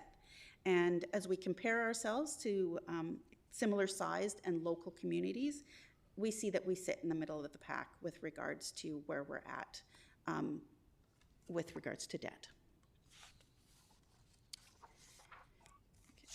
So here, this is for 2021, how the city compares to other municipalities in debt per capita. So right now, the city, or for 2021, the city had a debt per capita of $451. The highest being Ladysmith at 1,854, and the lowest being Saanich at 384. And again, we're sitting, it's pretty consistent with the majority of them. And before we get into the details of what projects are in the 2024 through 2027, we thought a refresher on what's currently in the 2023 plan would be helpful for the committee. So listed here are some of the major projects that are going to be undertaken in 2023. I won't go through the list. You're probably all very familiar with the projects, but staff are here to answer any questions if you have them. So the city has 4 significant projects that are in various stages of planning, but have not been added to the 5-year project plan. So the main source of funding for these projects will come from borrowing. So these projects are the Nanaimo Operations Center, the Police Operations Building, the Waterfront Walkway, and the South End Community Center. So staff will be coming back to a Finance Committee meeting in March to provide the status update on each of these projects, as well as discuss the next steps for each one of them. As well, staff are in the final stages of updating the asset management plan and beginning work on the 20-year investment plan. So we have reviewed assumptions and condition assessments and have updated models with this new information. And through the city's condition assessment work, the update will include more complete information relating to facilities and park amenities inventory. And the update will identify the impact of inflation over the 20-year investment plan and more complete information on our facilities, including condition assessments. So recommendations resulting from this review are expected to be presented to council in the spring with final budget. And once we have collected all of the information we start compiling our 5-year financial plan, we determine what financial and non-financial constraints we have. And with regards to financial constraints, projects are often having to be prioritized to be funded. So the most critical are funded in the early years of the plan, while the remaining are spread out over the 10-year project plan that we do. So while financial constraints are a reality, we are also faced with non-financial constraints. So we have a finite amount of internal staff to manage and complete the projects that we have to undertake. As well, the contract market may not have capacity to do all of the projects that we would like them to do, and this causes delays to project starts as well. So this graphic attempts to visually demonstrate this. So the spillage from the bucket reflects council's risk tolerance, missed opportunities, and unaddressed condition issues. So I'm going to turn it over, that's the end of my part, and I'll turn it over to Mr. Rosen to start talking about the engineering and public work projects. Mr. Rosen, good morning. Thank you, Your Worship and Council. Good morning. Before I get into my slides, I thought it'd be helpful just to speak a little bit about some of the process that we use for developing the capital plan. So a lot of what we do in engineering and public works is sort of ongoing assessment of the community infrastructure, determining like what needs renewal, when the ideal time would be for it to be renewed or upgraded, for instance. So we do that work all throughout the year, and that helps inform what goes into the capital plan. We have some basic assumptions that we make as we start to develop the capital plan, which is the process staff are sort of starting with right now. One of those assumptions is that council wishes to sustain the existing services and do that through sort of best asset management practices. Another one is that the city is going to mitigate and manage risks in a sort of normal and acceptable way. And then as part of building the capital plan, we look to council's strategic plan to inform direction and priorities for various types of projects. So when staff are starting to undertake the development of the capital plan, as a starting point, we review the existing capital plan. So right now we have a 5-year plan, and so we start with the last 4 years of the existing plan typically become the starting point for the first 4 years of the next plan.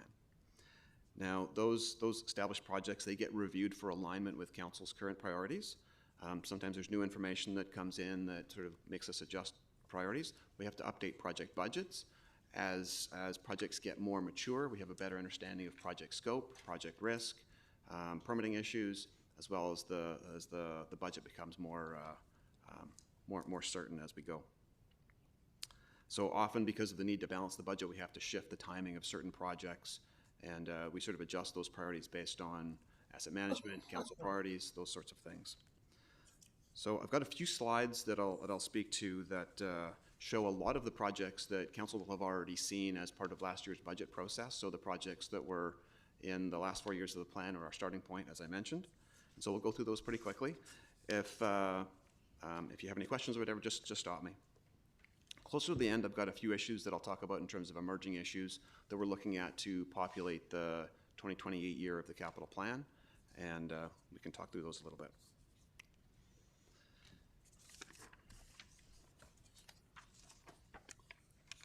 So every year we have a series of programs that we use for asset management to inform the city's sort of status on our existing infrastructure. I won't go through each of these, but just to give you an example, we have a traffic calming program that's used to mitigate speeding in neighborhoods and so on and so forth. So you can see we've got just about $80,000 a year allocated to that, and it isn't the exact same amount every year. We try and grow some of these funds to meet community demands and needs and stuff like that. So there's a whole series of transportation projects that are already sort of established within the plan, and obviously the timing and the priority of those can shift. But right now, in terms of active transportation, there's about a little over $5 million, a little over $10 million for road network expansions, and there, you can see $27 million is a substantial amount attributed to really asset management. So that's asphalt renewal, signal renewal and upgrade, and so on and so forth. So a lot of our just maintaining the existing infrastructure, essentially.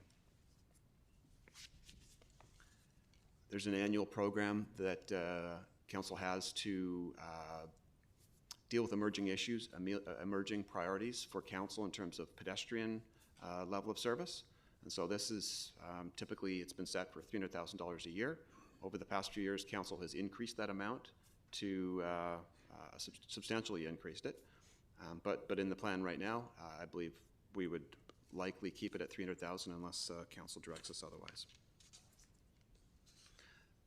There's some specific projects that I can go through pretty quickly here. So Midtown Gateway, the final completion of that project is scheduled for 2024.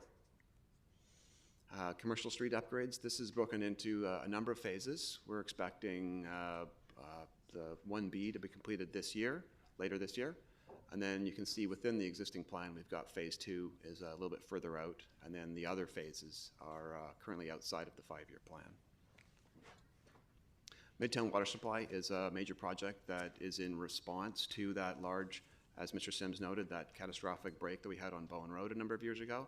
So this is continuing on through 2024, and it will mitigate the city's risk and build resiliency to the city's water supply for the north half of the city. A whole series of utility projects that are in the plan. I won't get into each one of these, but just for the most part, these are driven by asset management, condition, as well as risk mitigation for drainage quite often. Here's an example of an asset management project that it's essentially an intersection refurbishment or renewal. It's not really an upgrade. It's really just an upgrade of the hardware and the signal controller and so on and so forth. Hammond Bay Area Utilities Project, this is really driven by some sewer upgrades that are driven for both capacity and to support growth.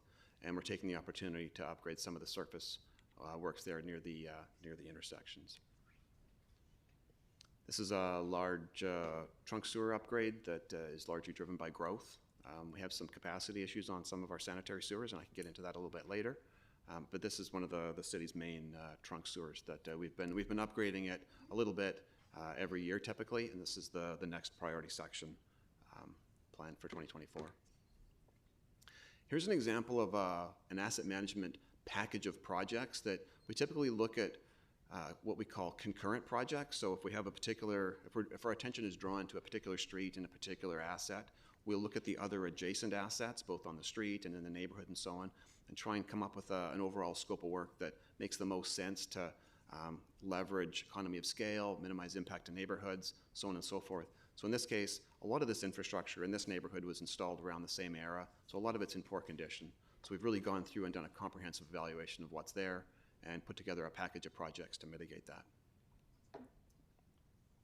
Throughout 2025 and 2026, we have a selection of projects, water, sewer, transportation, various things that are in the plan at this point. Midtown Water Supply, this is the third phase. It's currently scheduled for sort of the latter couple of years of the plan. It'd be a major upgrade to the north end, the capacity of the water system essentially.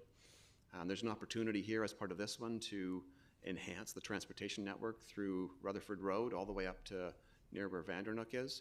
We could essentially do a similar treatment to what we did on Bowen Road with the bike lanes, and that would provide an important arterial link into the north end and the Hammond Bay area for active transportation. So we're looking at that. Towers Reservoir upgrade, this is partially asset management, partially for growth capacity. So it's in the plan right now for 2026. Timing could change on that. So looking to 2028, which is typically the year that has the most flexibility, we're trying to populate that with the most high priority and sort of urgent projects and so on. So I won't go into all the various projects, obviously, because there's, as Ms. Mercer mentioned, the puddles on the floor are essentially what we look for to populate that year of the plan. So we've got obviously some ongoing challenges with aging infrastructure and just sustaining services. Ms. Robertson? Thank you, Worship. I just wanted to remind Council that you have a scheduled break at 10:30. I'm not sure if you want to power through the remainder of the slides or if you want to, this might be an opportunity to take a short break if you wish. Thank you. I'm going to treat this as an incentive to Mr. Rosen to keep galloping. I only have about another 2 slides here, so I think I'll wrap up my piece in just a moment here. So obviously ongoing challenges are asset management, supporting growth, managing risk to a tolerable level, and we obviously, as Ms. Mercer mentioned, we have a scarcity of resources. We can't do all the projects, so we have to be able to prioritize. And we really look to Council's strategic priorities to do that and to the asset management fundamentals. So this is my last slide, I believe. I just want to draw your attention to some of the challenges we're having with growth and sanitary sewer. And there's a number of projects that if we had sufficient funding, we would ideally like to put them into the capital plan. But these are, the bullets there are just a selection of projects that are actually outside of the 10-year window. And just be able to support growth and minimize risk, we'd really like to bring those into the plan, and we'll look to prioritize them. But just for Council's awareness that we do have some growth sewer capacity challenges within the city that we'll have to have a chat with Council about at some point in the future. I think that's my last slide, and we're going to shift over to facilities, so turn it over to the worship. Mr. Rosen, Ms. Mercer, thank you very much for speeding through this morning. Much appreciated. We will take a 10-minute break, and I mean 10 minutes this time, not 15. Not that Council ever does that, of course, but we do need to get back to it this morning. Thank you.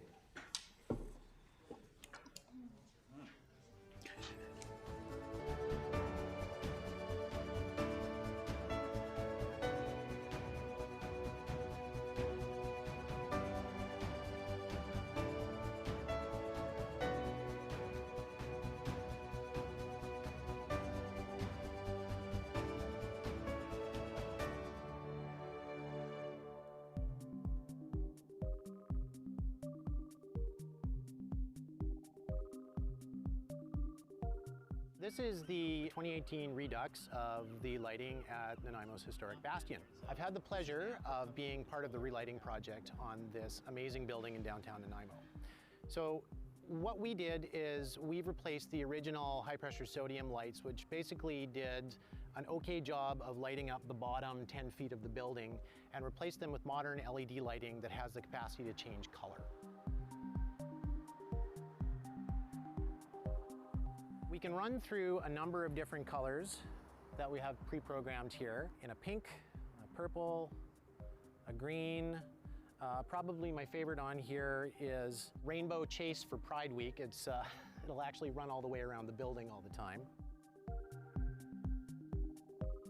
With this new technology, organizations can now request that the bastion be lit to promote their cause by going to the City Nanaimo website and following the instructions. Go to Your Government, Bastion Lighting Requests, complete the lighting request form, and submit. You will hear from us within a couple days if your request has been approved, and the bastion will be lit in the colors that you have requested. If you have any questions, please contact the Mayor's office at 250-755-4400. So the next time you're in downtown Nanaimo at night, come on and check out the new dynamic lighting at the Bastion.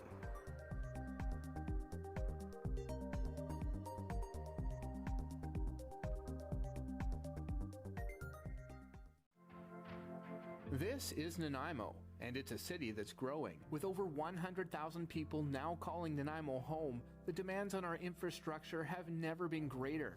From the streets that interweave and connect us all together, to the facilities that we recreate in, to the parks that offer us an escape to nature, there's one significant guiding force that makes it all possible: the city budget. So the city collects money from a variety of different sources, including user fees, government grants, casino revenues, investment income, etc. However, property taxes are the main source of income for the city and account for about 60% of the total revenues collected. Regardless of which neighborhood you live in, property taxes have helped shape nearly every aspect of the city. The budget continues to focus on public safety and provides support to our most vulnerable populations. However, property taxes also fund everything from the police and fire services that show up when you call 911 to the streets being plowed when it snows, as well as sports fields being mowed and all the cultural and recreational amenities that the city has to offer. As well as property taxes, rates based on actual usage, or user rate fees, fund the services and infrastructure that keep Nanaimo flowing. Imagine even a day without clean, healthy drinking water, curbside recycling waste and organics pickup, and sewers for wastewater. These all protect public health and the environment. Utility user rate bills are sent out 3 times per year and pay for water, sanitary, sewer, and waste collection services. So these fees contribute to the budget and pay for operating expenditures, investment in new and renewed infrastructure, as well as any debt repayment for these utilities.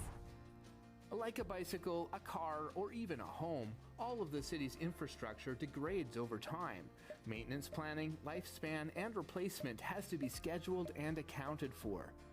The city has stewardship over $3 billion in assets and has 3 asset management reserves to help fund the replacement of these. Since 2013, property taxes have increased by 1% per year to fund asset management. The city's infrastructure also allows for a great variety of recreational opportunities, like all of the great programming found in the quarterly Parks, Recreation, and Culture activity guides. Registration and drop-in fees help reduce the amount of taxation needed to fund these recreational services. So these services are not fully funded through user fees, but they do help keep recreation alive in Nanaimo. And of course, Nanaimo's infrastructure, city services, and recreation programming are all managed by People Power. Rounding out the benefits of the budget, the city also plans for arts, culture, and reconciliation opportunities that really give Nanaimo vibrancy and renewed appeal. It takes a lot to keep our growing city running and provide the infrastructure and services that people not only want, but need. The annual budgeting process ensures that we can make that happen. For an in-depth look at our budget, visit the city's website at www.nanaimo.ca. And while you're out there, enjoy the city that your tax dollars continue to build.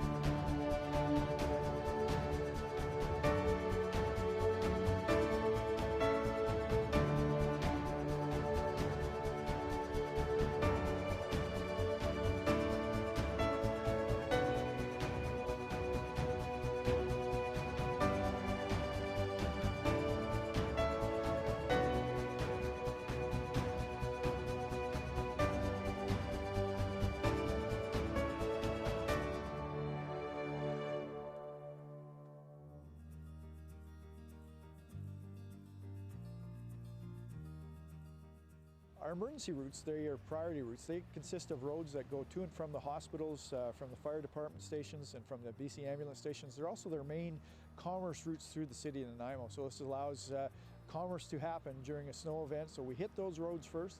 Once those are clear and open, then we move into the secondary roads, and then we move into the residential areas, which are dead-end roads and cul-de-sacs. And it can take up to 96 hours before we get into the residential areas. One of the side effects of plowing snow is it does end up on the sidewalk, and this can be very frustrating for homeowners and business owners that have just cleaned the sidewalk. It also pulls into their driveways. The crews try to keep it as close to the curb as they can, but we need to open the road right up to the curb to allow the drains to be exposed for when the snow starts to melt.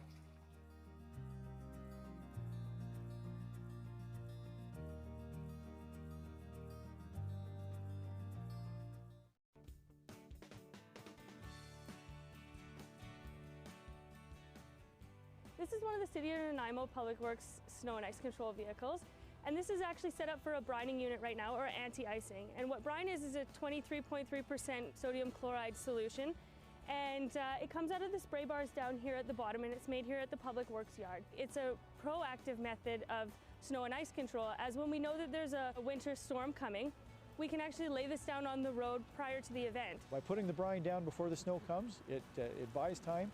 It lets us get on the roads, and then when we hit it with the plows, it doesn't stick. The snow doesn't stick, it comes off much easier. Whereas if we didn't brine, the snow has an opportunity to freeze to the road. So another benefit of the brining or anti-icing unit is that during the frosty mornings, we can have it drive down the road, and then immediately the frost disappears as they're applying the brine. Brine's a great tool for us. It's very cost effective. We can stretch our hard-pressed tax dollars to the maximum. We can make brine for cents on the dollar. So the other thing that we ask is that everyone stays back from these anti-icing or any winter maintenance vehicles, as they have limited visibility and it's poor conditions out there, and they're trying to maneuver around everything. So just stay back and give them a little bit of room to operate and clear the roads.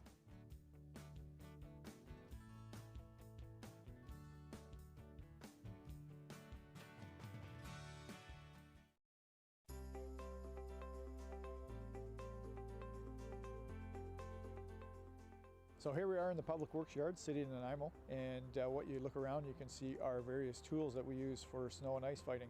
We have tandem trucks, 4x4 trucks, we have backhoes. All our trucks are capable of having front plows on them, and the larger trucks we have belly plows on them as well, and they all have a salter sander that can be mounted on the back. This is another tool in our winter maintenance fleet. It's a salting machine. And what happens is that the salt gets loaded into this hopper, and on this conveyor where it gets hit with these two saddle tanks, which are full of brine. Then it comes out here on the spreader. And why we add the brine is that it reduces the amount of spray from the salt, so it doesn't bounce nearly as far, saving about 20 to 30% of our salt. As well, by using the anti-icing liquid on the salt, the activation starts right as it hits the road. The purpose of the salt.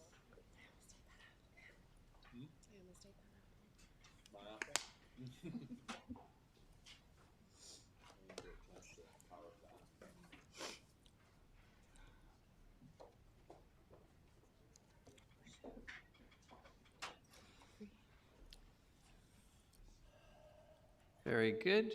Project highlights, facility projects. Mr. Groot, welcome. Thanks, Your Worship, and good morning. Good morning, Council. It's similar to Mr. Rosen. We're just going to go over some kind of highlights. I won't go over process. Mr. Rosen did a great job on that. The one unique part about facility and park operations within Parks, Recreation and Culture is the fact there's a civic facility component in regard to operation maintenance and some project execution in partnership with some of Mr. Rosen's staff. So although facility and park operations is in the Parks, Recreation and Culture Division, staff are also responsible for operating, maintenance and capital projects in other facilities in the organization. This includes police, fire, public works, parkades, administration buildings, and cultural facilities. Projects are managed in partnership with Mr. Rosen's staff. The following slides show examples of projects that are planned in the coming years at various facilities that are not Parks, Recreation, or Culture. I won't be speaking in depth to all of it, but if there's any questions along the way, please feel free to just ask away. Green.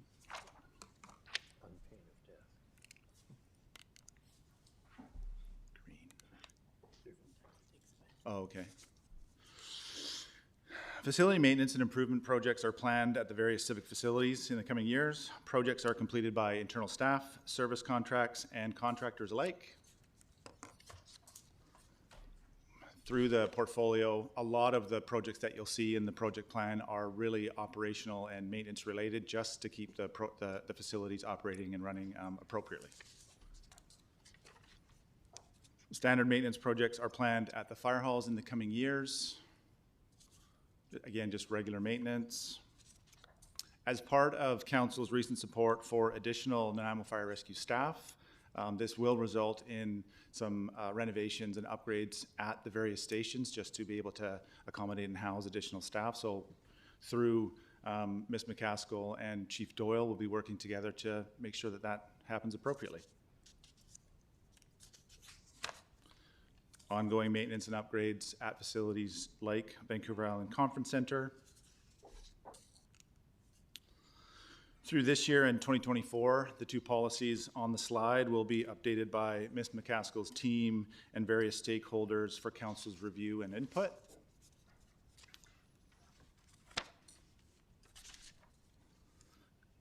The city's in its 6th year now of the condition assessment program specific to facilities, and then of course we're going to be graduating into parks and park amenities coming up. But most of the major facilities are now complete, and then we'll transition into less complex buildings and facilities. And all of this information is so crucial into providing information for operation planning, capital planning, and just realizing where we are in regard to our facilities. Ongoing challenges and emerging issues. The sprung structure that was housed at Fire Station 1 during the construction is also now going to be reused and reallocated to station number 2. And so there's just some costs that'll be associated to that. Asset planning considerations at all facilities. So as part of the asset management, the condition assessment program for the facilities, understandably what will come with that, or what is coming with that, is a much broader sense of what we own, what it's going to cost to upgrade it, and things like that. So in the spring, when staff collectively across the organization come to council to provide an update in regard to the asset management plan, there'll be a good wholesome discussion around facilities and information to date, and what does that look like, and how do we move forward in regard to next steps. So now we'll go into project highlights that are specific to Parks, Recreation, and Culture. And again, it's not a comprehensive list, but again, just a good sampling of what's happening. Similar to Mr. Rosen, Parks, Rec, and Culture has annual programs and studies. And as mentioned at the presentation in the fall, the intent with these specific programs and study money is so that it doesn't impact operational funds. So you have funds directed to be able to do these things, and then you have operation funds to be able to do those things. So it's an important process that we've established over the years, and again, ongoing. The budgets will fluctuate like Mr. Rosen stated, but important programs that we do have. And again, just some more examples.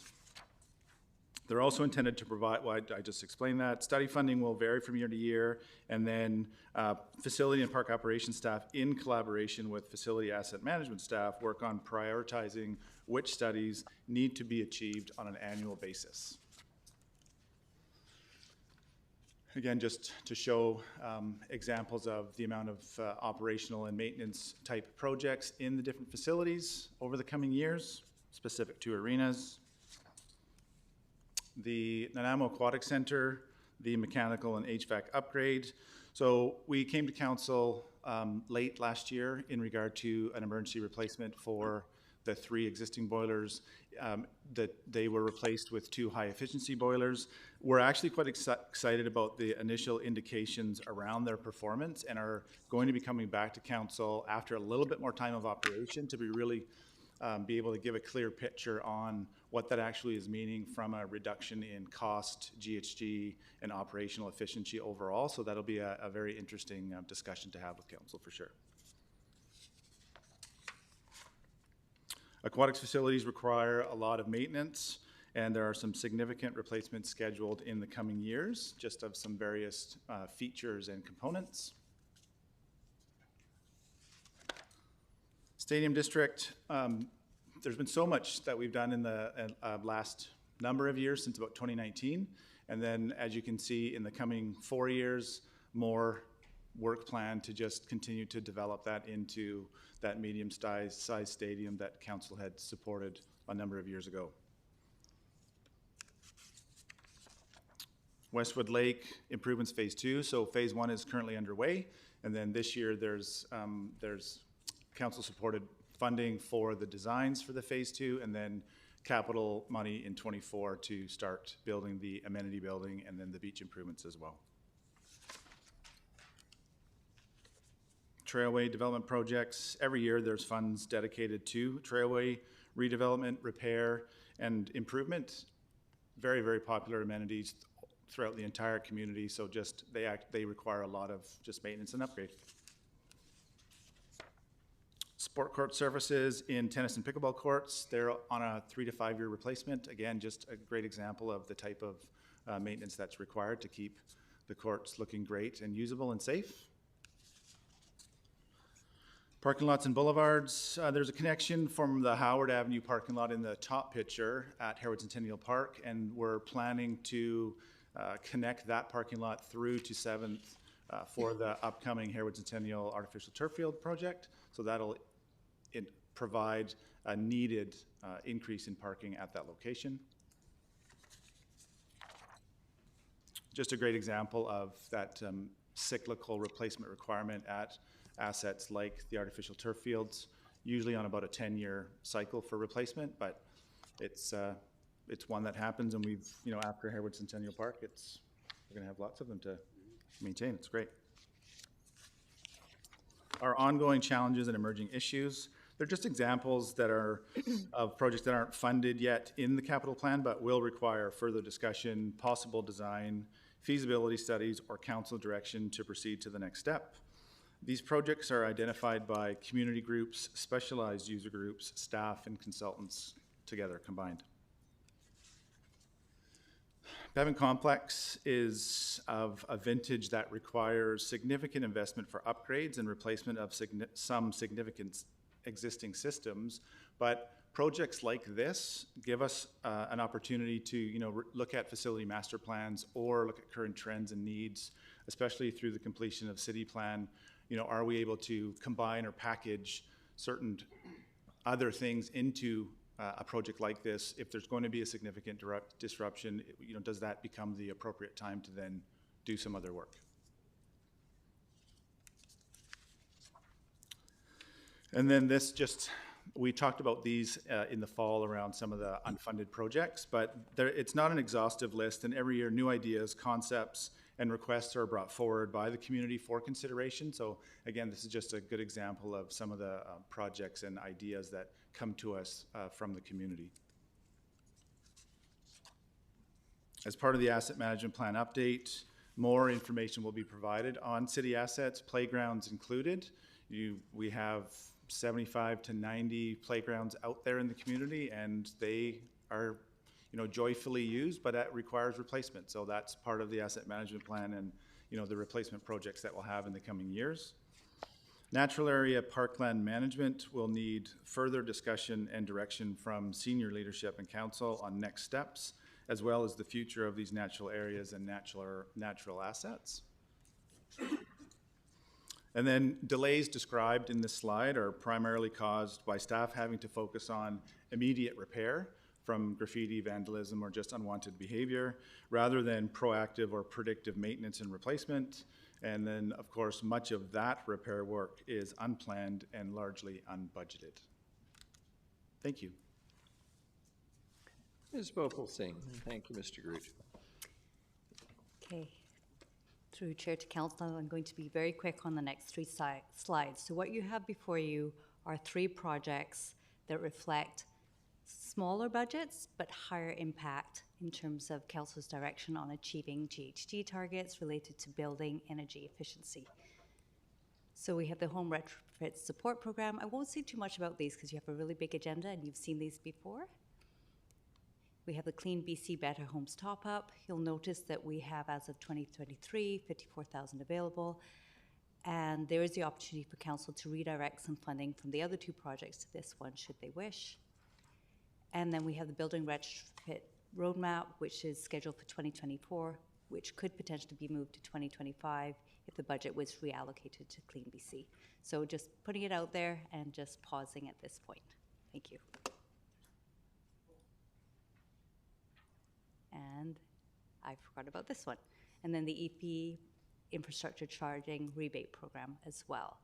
So all of these are relatively small compared to the many budget items you have, but just pointing out to you that sometimes low costs can have big impact in terms of the direction Council has given us, aligned with City Plan. Thank you. Thank you very much.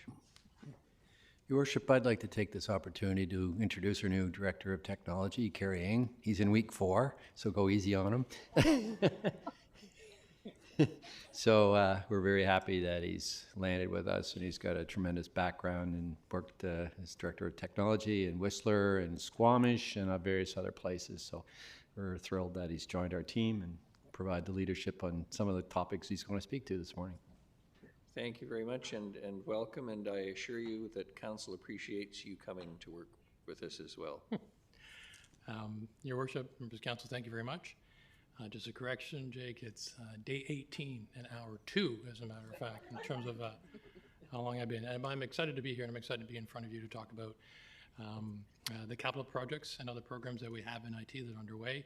Similar to what Mr. Rosen and Mr. Groot had said, our process, we would reflect, or we take a look at what's been done in previous years from an operation and a capital perspective. We'd want to make sure to see what changes have been identified, where new programs may need to be in place, because as we know, within technology, the world changes really quickly. And then for the major capital ones that I will talk about, we'll have partnerships with departments such as finance, divisions such as engineering, as these are major initiatives that we need IT assistance, support, and in leadership in some instances. So the projects that are in flight right now is the implementation of the Enterprise Resource Planning software, which is a replacement of all financial tools and systems and a significant majority of HR tools and systems, all of which are nearing the end of their useful life. We are looking to go live, or apologies, we're looking to launch this project next month in March, and the go live for all components of it would be in June of 2025. The next project is the Corporate Asset Management System, or CAMS as it's referred to. It is a software application to map, track, and manage the city assets and aid future decision-making. Just from the conversations I've heard today, assets are very forefront of our attention, and it's a significant investment. And this tool is designed really to help decision-making in terms of how to maintain and manage so we're getting the most useful life of every asset that we have and that we will have. I'm excited to report that the first module will be going live in March, and that's for sanitary and sewer. And then other modules are being queued up for in-year as well as for 2024. The next project is our Enterprise Document Records Management Initiative. This has been in flight now for a few years, and several phases have been complete. For 2023, we're looking to migrate the documents, records of the Mayor's Office, bylaw, and real estate. And then in 2024, and then in 2025, we'll be queuing up the rest of the organization.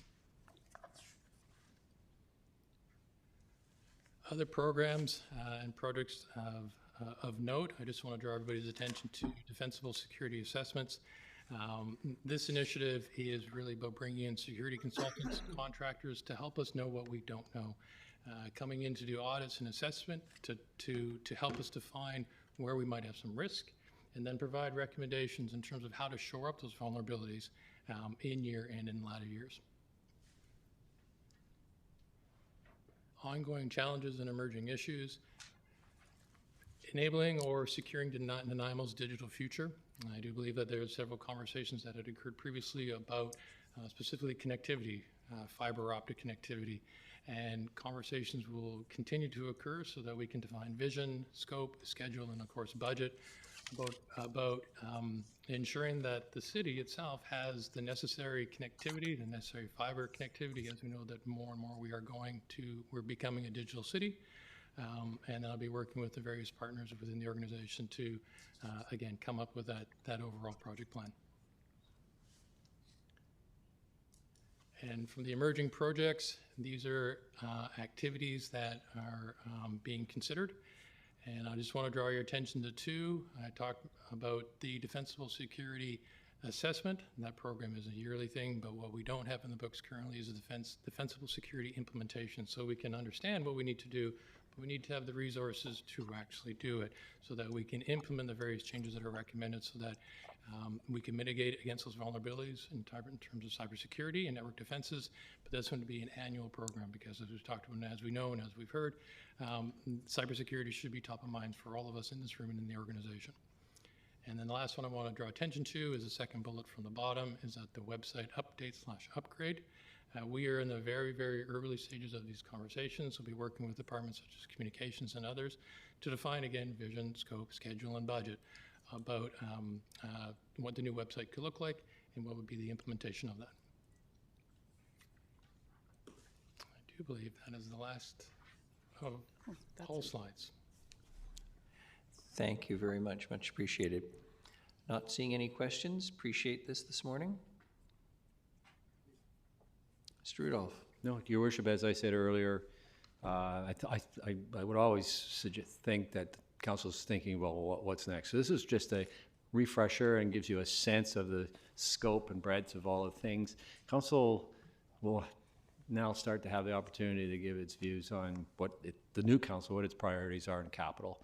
And we'll provide that through strategic planning sessions and through various workshops, I would hope.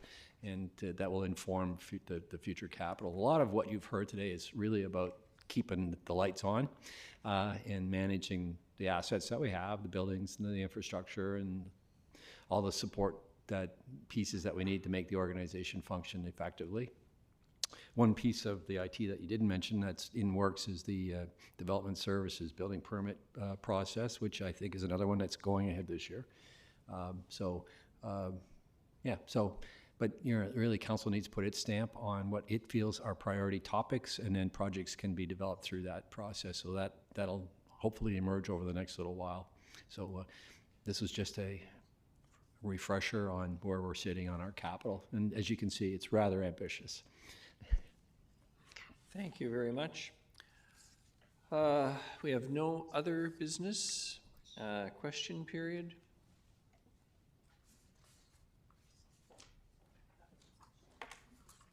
Thank you. Mr. Pell on the transit exchange.